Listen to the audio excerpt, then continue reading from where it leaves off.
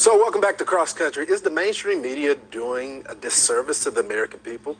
A new poll finds that 76% of Americans say that journalists should always strive to give equal coverage. But in that same poll, only 44% of journalists say the same thing.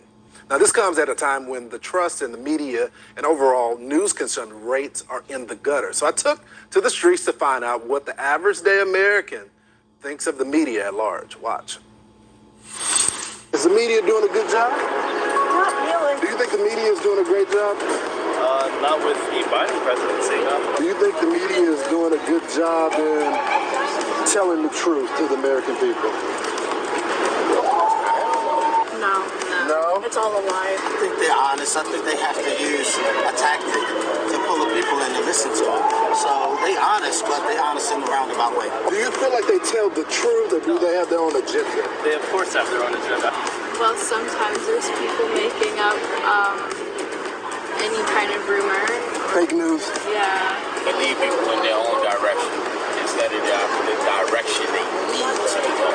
Where do you get your news from? Do you watch TV? Do you look at the newspapers, online, social media? Where do you get it from? I no longer look at the newspapers. I go online. I get information from my coworkers, and I just do a lot of soul searching myself. Where do you get your information from? Newspapers. Sometimes I'll get my news from TikTok because I'm mainly on there. What about you? Instagram. Twitter? My family. Instagram. Oh yeah. My dad watching TV. Where do you get your news from? I get it from you. I get it from your colleagues. Somebody's watching Cross Country. Back again to discuss Joe Concha and Kevin Wallen. Thank y'all so much, gentlemen. As you can see, the young people get all their information from social media, and the crusty adults are still reading the newspaper. Joe, you monitor the media for a living. Were you surprised of the media saying they shouldn't cover both sides? I mean, that's kind of ridiculous. I mean, we know that they do that, but I was kind of surprised that they admitted to it, right?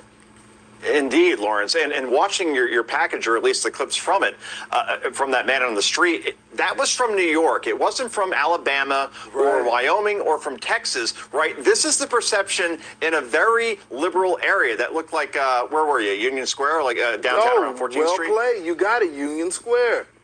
Okay, used to work down there, so I'm like, oh, I know that place. He knows his New York. Look. Exactly. I lived there for exactly a year before going to Hoboken because they had more bars per square mile. Long story, Kevin, but we'll talk about it another time. The point is, I am old enough to remember when NBC's Lester Holt said while accepting the Edward R. Murrow Award, all right? Let me share this quote with you guys. "Fairness is overrated," he said, unquote, "and both sides should not be explored on issues." And I'm unfortunately old enough to remember when CNN's Don Lemon, said this with a straight face while saying that CNN doesn't do opinion, but just straight news. And I hope you're sitting down, quote, "Republicans are doing something that is very dangerous to our society, and we have to acknowledge that. We have to acknowledge that as Americans, we must acknowledge that as journalists, because if we don't, we are not doing our jobs." In other words, reporting both sides means reporting the conservative side of a perspective on things like abortion, Second Amendment, government spending, education. The point is that, there are two sides to every story. So, Kevin, and if you're a journalist, you would explore both. And these guys are saying no. All right, Kevin. So where did Joe go wrong with this? Is he right on this or wrong? I don't think Joe's necessarily wrong. I mean, that's why I love being on this panel with Joe, is we can have this exchange of ideas and talk about both sides of hot issues facing this country. But I think those numbers are reflective of just the general decline of the American people with regards to our institutions, when it comes to the government, when it even comes to our military, and a lack of trust that we see in these institutions, including the media, that has been happening over time, that erosion of trust, which I think is fundamentally dangerous. And I think journalists have to come clean with whether they have biases from the right or the left when they're presenting stories. I think the local news actually does a really good job of that, straight over home plate for the most part, at all of our different Fox affiliates around the country, of just presenting what's in front of those cities that they're reporting in, because we need to restore trust in those institutions, especially with the media.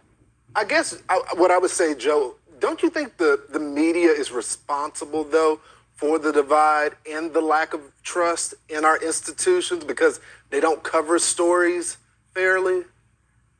Well, I won't answer it from my own perspective. I'll go to Gallup, which found that something like 84% of Americans, all right, an overwhelming majority, thinks that the media bears some responsibility for divide in this country, all right? So that's the perception, that therefore the media is taking a side, pushing a narrative, and they're trying to divide. And when they do that, that brings clicks and that brings ratings.